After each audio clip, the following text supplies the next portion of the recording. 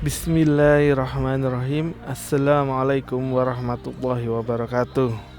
Gimana kabar kalian semua? Mudah-mudahan di rumah kalian semua sehat walafiat ya. Pada pembelajaran kali ini, Ustadz akan menerangkan tema 1, subtema 1, pembelajaran 4 sampai 6.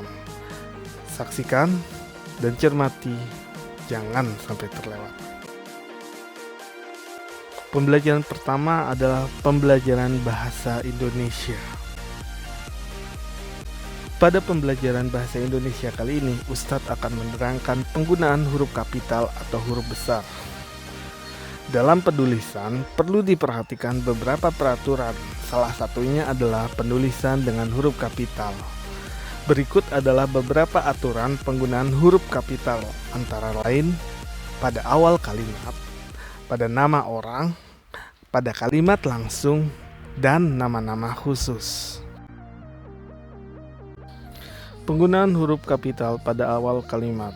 Huruf kapital digunakan sebagai huruf pertama awal kalimat. Jadi, setelah titik, pasti hurufnya yang digunakan adalah huruf kapital. Contohnya seperti kalimat berikut. Pada suatu hari, ada sepasang kura-kura yang hidup bahagia di sebuah desa binatang.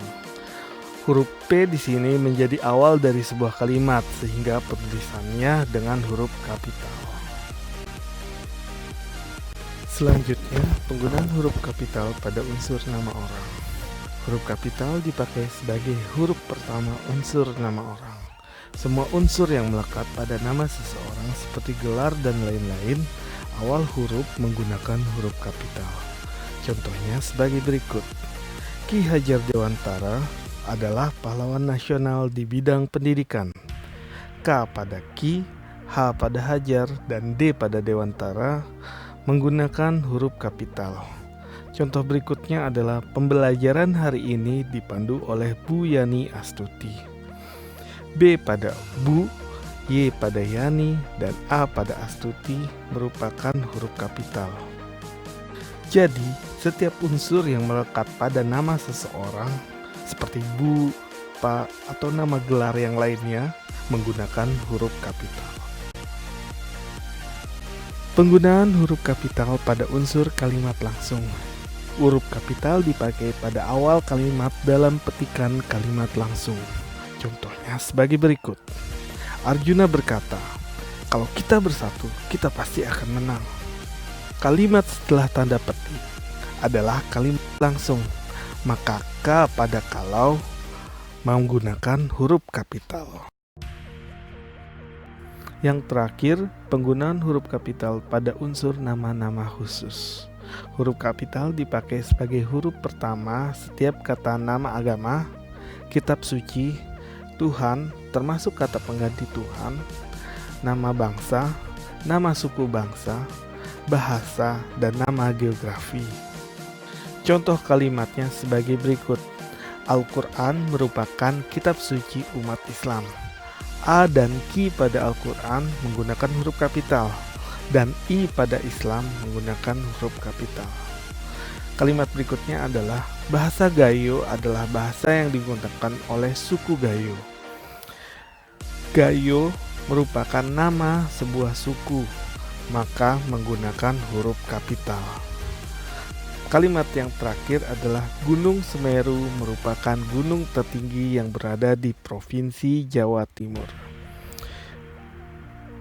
Gunung Semeru menggunakan huruf kapital. Provinsi Jawa Timur juga menggunakan huruf kapital. Berikutnya adalah pembelajaran PPKN.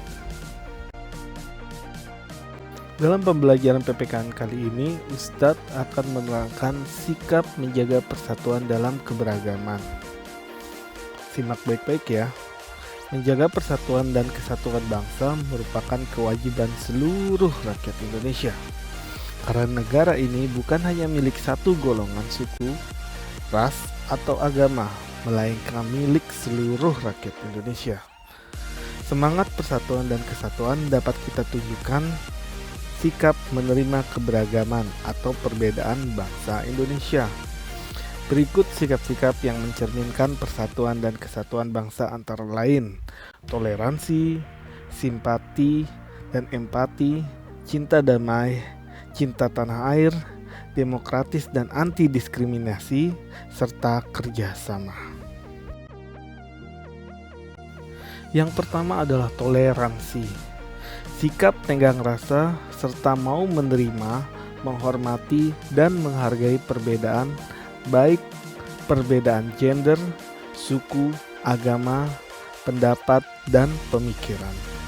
Sikap toleransi ini diperlukan untuk menciptakan kerukunan dan menghindari pertentangan. Sikap simpati dan empati. Simpati merupakan keikutsertaan, merasakan perasaan senang atau susah dari orang lain. Sedangkan empati merupakan sikap simpati yang lebih mendalam. Empati dapat diartikan sebagai sikap merasakan diri seolah-olah dalam keadaan orang lain. Dengan demikian, orang yang berempati akan mampu merasakan hal-hal yang dialami orang lain. Sikap simpati dan empati dapat menumbuhkan rasa peduli yang tinggi terhadap sesama. Berikutnya, cinta damai. Perilaku mengutamakan perdamaian untuk menghindari perselisihan dan kekerasan. Cinta damai dapat diwujudkan dalam bentuk tindakan menyelesaikan masalah melalui musyawarah untuk mencapai mufakat.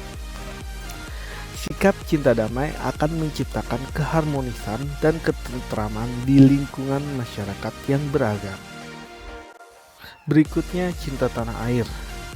Cinta tanah air adalah rasa memiliki sebagai bagian dari bangsa Indonesia. Salah satu cara menunjukkan rasa cinta tanah air yaitu menggunakan produk-produk dalam negeri. Berikutnya, demokratis dan anti diskriminasi. Perwujudan dari pemenuhan hak asasi setiap individu dan kelompok. Kedua sikap ini dapat ditunjukkan dengan memandang perbedaan sebagai sesuatu yang wajar, sehingga tidak membeda-bedakan dalam pergaulan. Yang terakhir adalah kerjasama. Mengutamakan sikap saling memahami dan tolong-menolong. Bentuk sikap kerjasama antara lain saling membantu sesamanya tanpa memandang perbedaan. Nah, itulah pembelajaran yang bisa Ustadz sampaikan. Mudah-mudahan bermanfaat dan kalian terus belajar di rumah. Semoga COVID ini cepat berlalu dan kita bisa melakukan pembelajaran tatap muka. Terima kasih. Wassalamualaikum warahmatullahi wabarakatuh. Jangan lupa subscribe channel Ustadz, channel Prama The Hunter di YouTube.